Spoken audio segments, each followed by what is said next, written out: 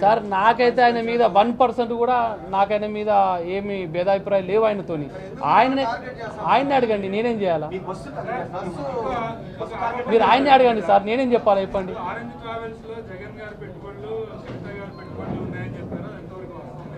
Sir Jagan గారు అనేది రాజకీయాలకు వచ్చింది 2009లోనో 2008లో వచ్చాడు. సునీల్ అనేటోడు వ్యాపారంలో 2001 నుంచి ఈ ట్రాన్స్పోర్ట్ ఫీల్డ్లో ఉన్నాడు. 2000 నుంచి కార్ల వ్యాపారం ఉండండి, 2006లో బస్సులు కొన్నానండి, 2011లో వ్యాపారాన్ని వృద్ధి చేసినాను. అంటే 2006 నుంచి వ్యాపారాన్ని స్టడీ చేసి 11లో వ్యాపారాన్ని పెంచి ఒకటే నెల 100 బండ్లు కొనలేదండి. నెలకు 5 మంత్లీ 5 వెహికల్స్ మంత్లీ అట్లా ఆ విధంగా మేము పెంచుకుంటూ వచ్చాం. సార్ జగన్ గారు I'm the single soul proprietor of the orange tours and travels. Tirumala cabs అనే సంస్థకు నా పేరెంట్ సంస్థ, దానికి నేను ఒక్కొన్నే. నా భార్య కూడా దాంట్లో కూడా వాళ్ళకి ఎటువంటి కూడా భాగస్వామ్యం లేదు, ఎవరికి కూడా భాగస్వామ్యం లేదు.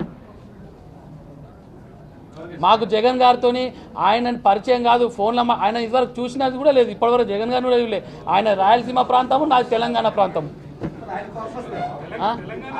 లేదు, డౌట్ నివృత్తి చేస్తున్నామండి, ఆయనకి ఎందుకు కోపం వస్తుంది?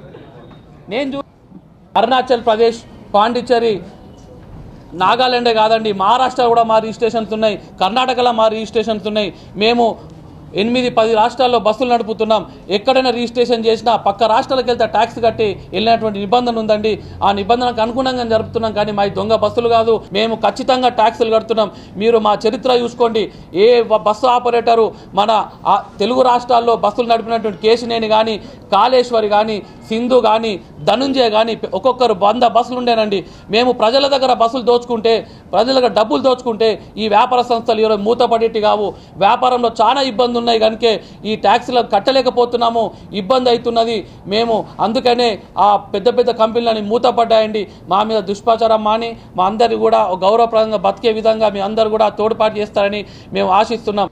మేము రిజిస్ట్రేషన్ అరుణాచల్ ప్రదేశ్, ఎక్కడో పాకిస్తాన్లో రిజిస్ట్రేషన్ చేయలేదు, ఎక్కడో బంగ్లాదేశ్లో రిజిస్ట్రేషన్ చేయలేదు. అది మన పక్క రాష్ట్రాలని రిజిస్ట్రేషన్ చేసినాం. వాటిని కూడా మన దేశమే కాబట్టి మీరందరూ కూడా అనుకూలంగా ఆలోచించాల్సిందిగా మేము విజ్ఞప్తి చేస్తున్నాం. అయినా ఈ యొక్క వేదిక నుంచి అసోసియేషన్ తరఫున గౌరవ ఎంపీ గారికి మేము విజ్ఞప్తి చేస్తున్నాం. మీరు ఎన్నో సంవత్సరాలుగా మీరు మీ కుటుంబం అంతా కూడా ఈ వ్యాపారం చేసింది, వ్యాపారంలో అద్భుతమైన పేరు ప్రఖ్యాతలు మీరంతా కూడా గడించినారు. మరి ఇట్లా సందర్భంలో మీరు మాకు మార్గదర్శకం ఉండి మా వ్యాపారాన్ని కాపాడాల్సిందిగా మీకు విజ్ఞప్తి చేస్తున్నాం. అవసరమైతే మేమందరం వచ్చి కూడా మిమ్మల్ని కలుస్తాం. కానీ ఇలాంటి మన మధ్య ఈ అనవసరమైనటువంటి మీరు వ్యాపారం నుంచి పక్క జరిపారు, డిస్టర్బ్ చేసేటువంటి పనులు చేయొద్దని ఈ పత్రికా విలేకరుల సమక్షంలో నేను వారికి విజ్ఞప్తి చేస్తున్నాను.